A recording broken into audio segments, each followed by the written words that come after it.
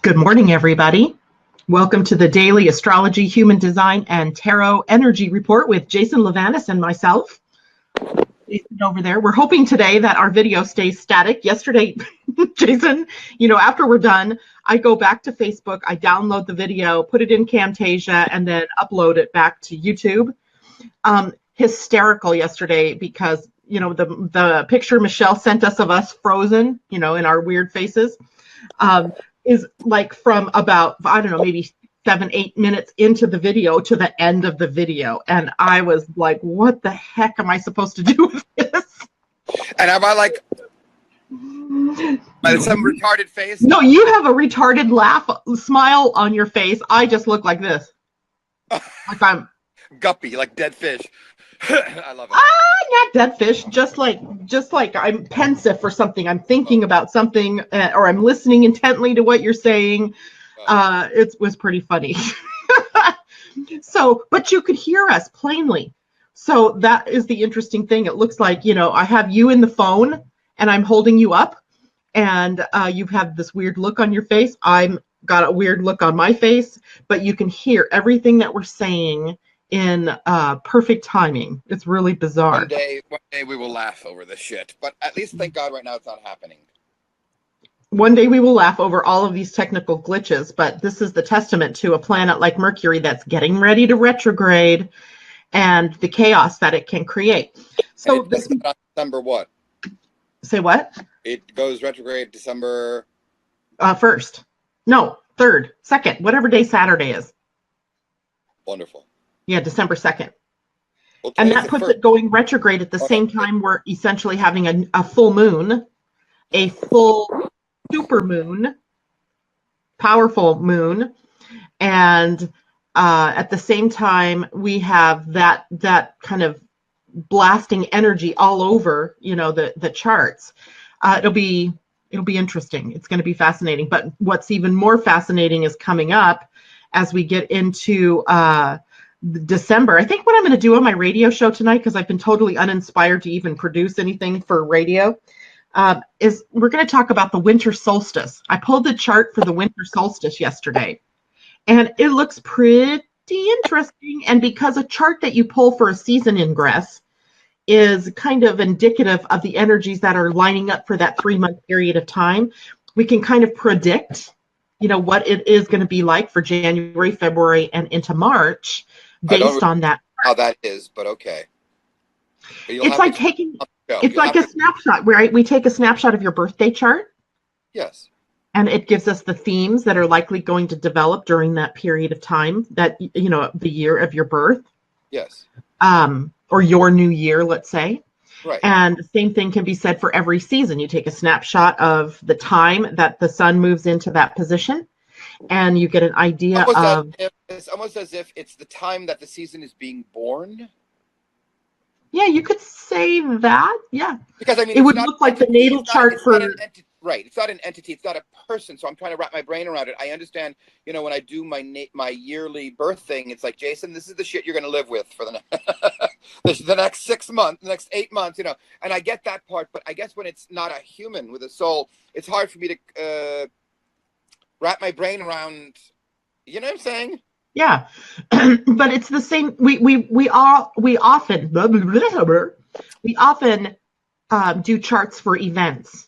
Right. Remember when we were talking about the train wreck that happened in New Jersey, and then there was a second one that happened again with another Mercury retrograde, I believe it was. Yes. And if you take that snapshot of the event itself, it also tells you what the energies were like at that moment.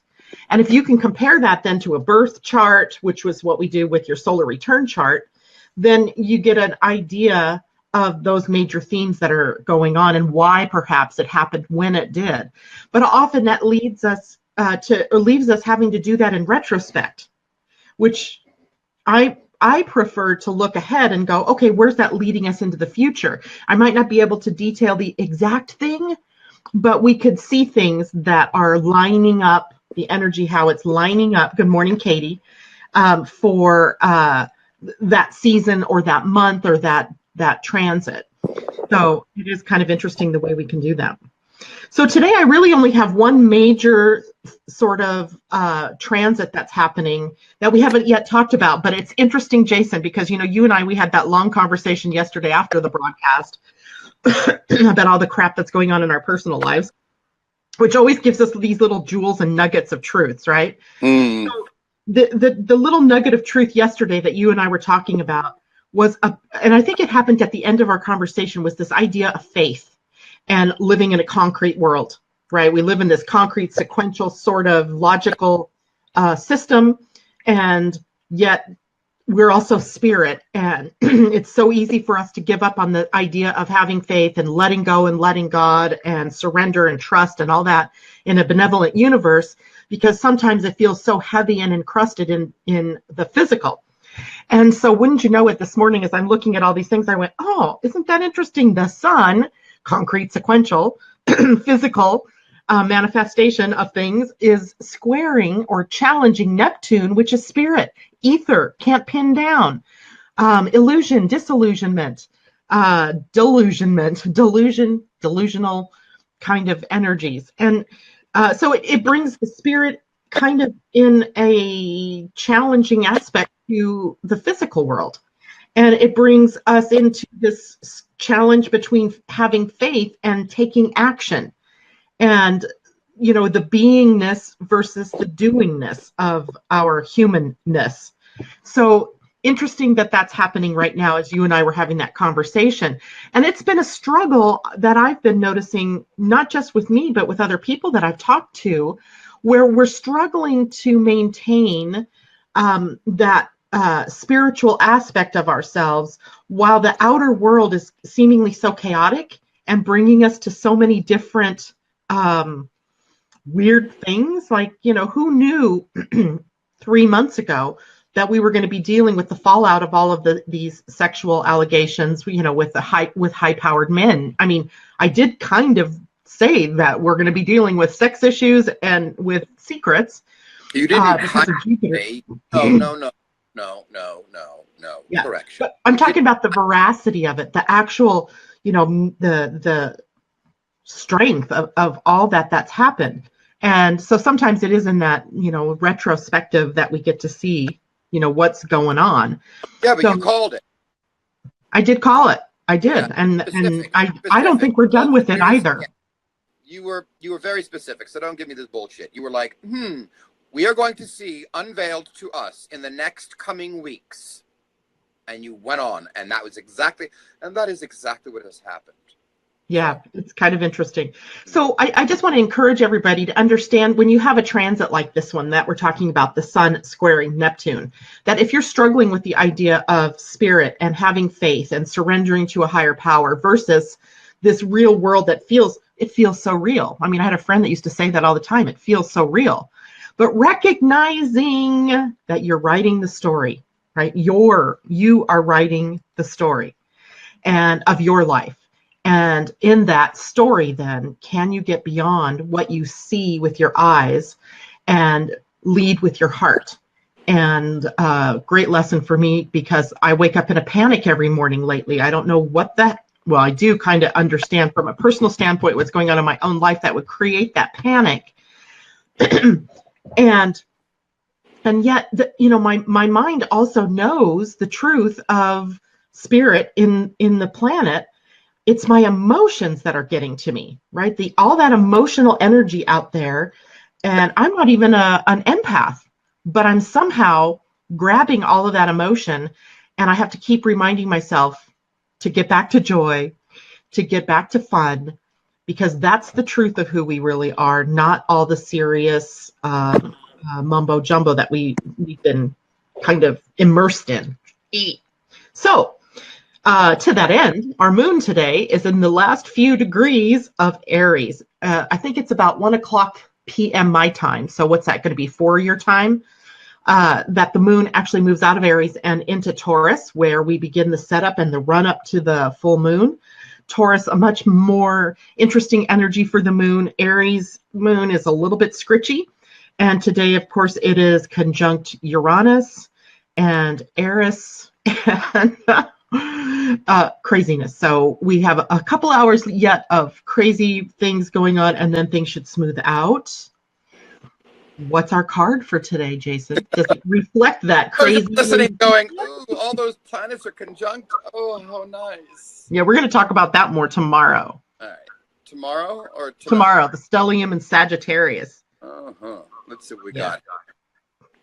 Stelliums are really fun. Okay. Oh, okay. Let me hide your name so we can see what the card is. The 5 of Cups. Eek. But yay, right? Well, it's a card of looking at things honestly. It's a card of looking at things pragmatically. It's a card that says to me, you know, you have all of these people around you, and there's all this stuff that's going on around you. There's the rainbow. That's you, the rainbow. Unfortunately, it starts to burn up midstream, and the cups are filled with ashes. This is my 1 step forward, 7 steps back card. This is the card when you keep funneling energy and love and resources and money and stuff towards people and things that are not paying off, i.e. your cups are full of ashes, and we want them to be overflowing with abundance. And so this card says, stop. What are you doing? What kind of a doormat are you? What kind of a person are you letting other people take advantage of you? So this card can very easily fit into the slot of, for the next couple hours, make sure you're not spinning your wheels, wasting your energy, wasting your time. That's what the card says. It says, yeah, there's a rainbow, but let me tell you something. Rainbows don't always end up with pots of gold and leprechauns. Sometimes they burn. Yeah. So the card for today is this card that I use of using energy senselessly. Don't let all of the energy around you pull you in 15 directions, take you off of your, stride. And that's what the card says. It's a warning. Well, I find that interesting. Do you know why? Because it's something you said. Hickox? You said don't let your energy, pull you in 50 different directions. And it's interesting because today, I didn't do a Human Design Week report yet. It's kind of late now because we're 3 days into this week. But the sun is at gate 9, which is a gate of focus. And gate 9 sits on the sacral. So that is the center of our vitality, of our life force energy. And so, it's moving upward toward the G center. I'm wrong. It's on the root center. Holy cow, did I just have a brain fart? Hold on, let me look at a chart. It's on the sacral center. But instead of moving upward toward the G center, it's moving downward toward the root center.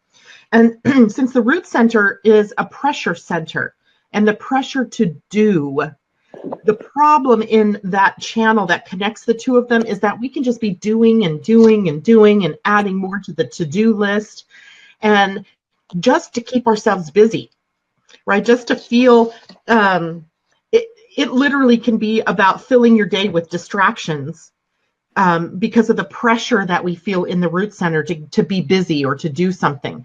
I found myself in the unenviable position the other day of having nothing to do. I didn't have any clients that day that I had to take care of, and I really did not feel inspired to do anything else. So I'm sitting on my couch going, wow, what am I supposed to do? I almost didn't know what to do with myself.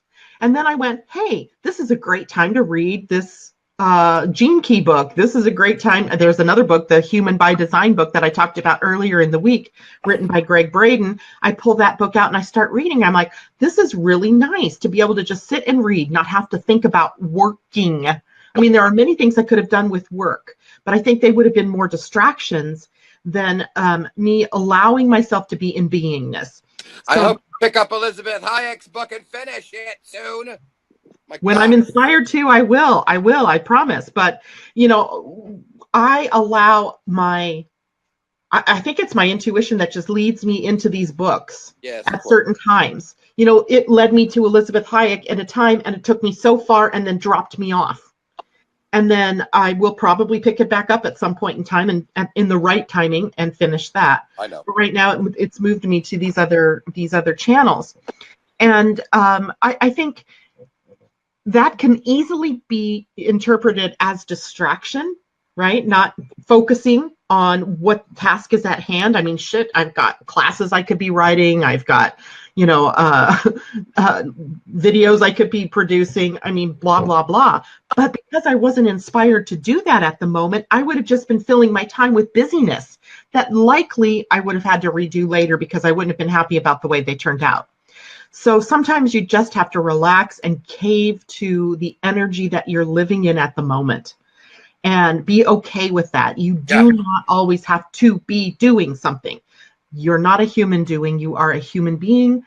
Be. Sometimes it's just about being, and we don't allow ourselves to even do that until we are retired and almost dead. Yeah, right? and then they don't. Because we don't have the energy anymore to do anything. I can't tell you how many people I've done volunteer with, the elderly, and they all report the same thing. Like, why did I wait? What was I thinking? Why did it take so long? And I'm 80, and now I don't know what to do with myself. Yeah. So, well, that speaks a lot to our society, but that's just besides the point. Yeah, so, that's besides the point. So sit down, relax, enjoy yourself. And it's complicated right now because we're headed into that holiday season where we must shop, we must wrap, we must decorate, we must cook, we must, blah, blah, blah, blah, blah. Just relax. Now, I have a special gift for everybody. My friend Amy, who is she's a compassionate balance meditator. She has posted on my Living Astrology page 9 ways to cultivate peace during the holidays through compassionate balance meditation. It is a free 9-day email course about how to relieve stress and how to bring your life into balance during these crazy times. And I've lost everybody somewhere along the way. There we are. Here I am. So go to the Living Astrology Facebook page and you can find where you can join in with that 9-day program. I also wanted to let people know tomorrow we have a special guest. I don't even know if I told you this, Jason. But remember when you had your tooth pulled, Jana Matthews joined us for the morning and talked to us about the new moon. Well, she wants to come back, and tomorrow she's joining us to talk about the upcoming full moon. Lovely lady. So she will be joining you and I. We lost Jason. Great. Messing with his phone, and he went bye-bye. So I'm expecting that he'll call me in a minute, and we can finish up here. So Jana will be joining us tomorrow morning, and we'll be talking about the energy of the full moon. And remember, she's also a doTERRA oils person. Wait, you're back. I don't, you know what? The Lord Jesus Christ works in materials. I'm just sitting here. You can see I'm just, whatever. I know it looked like you reached up and grabbed your phone and then you were gone. Nope. It was gone and then I reached. But anyway, so anywho, Katie was writing something about the number 5, which I thought was interesting. This is the idea of sort of freedom in construction. And then 5, as Michelle is writing, that 5 is looking forward and back. Okay.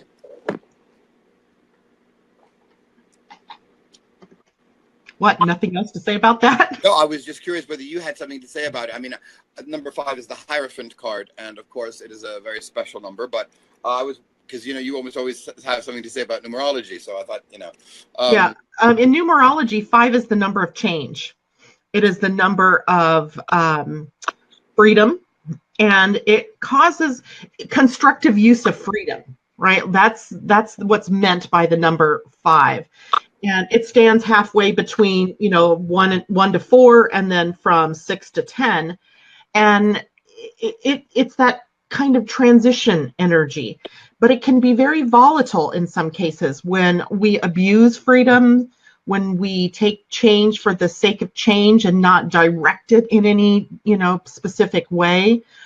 When we disperse our energy, which, that card that you showed us, to me says we've got all this brilliant light coming in. Okay, so and I don't know if a moth just landed on my screen. No audio, no visual. My little box is working. I So see. I don't know, folks, whether you're out there and Janet is frozen on you and you can only see me.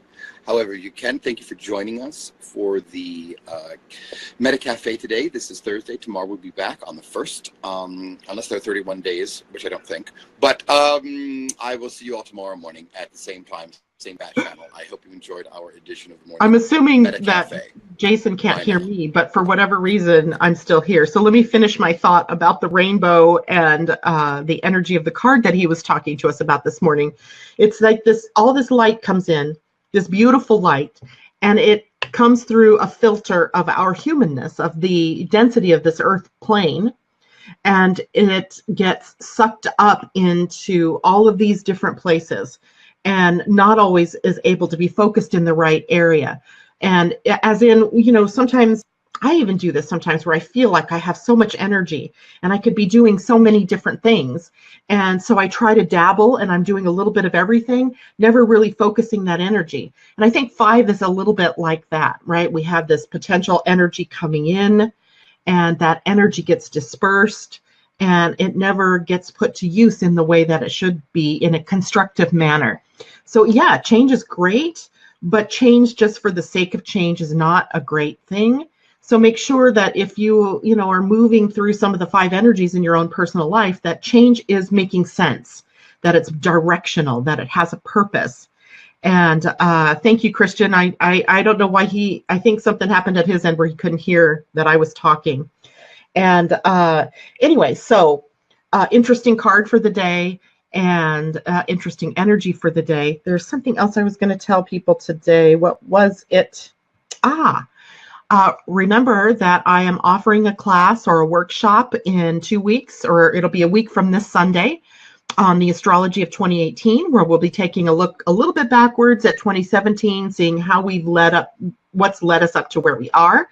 And then we take a look at 2018 and see if we can sort of predict what will be coming up for ourselves as a collective. But I'm also giving you the opportunity to pay a little extra to get a transit reading for yourself so we can look at your personal chart, not during the workshop, but in a personal manner through a personalized phone call or video to look at your own chart and see where you're headed. I think that's it I have for you this morning. Tomorrow, join us again, 8 a.m. Pacific time, where Janet Matthews will be with us talking about the full moon, and I'm sure she'll have some wonderful oil information for us. And I wish you all a pleasant day. Remember, the morning's a little bit hairy, and then it smooths out a little bit later on. So take care, everybody, and we'll see you tomorrow morning. Bye.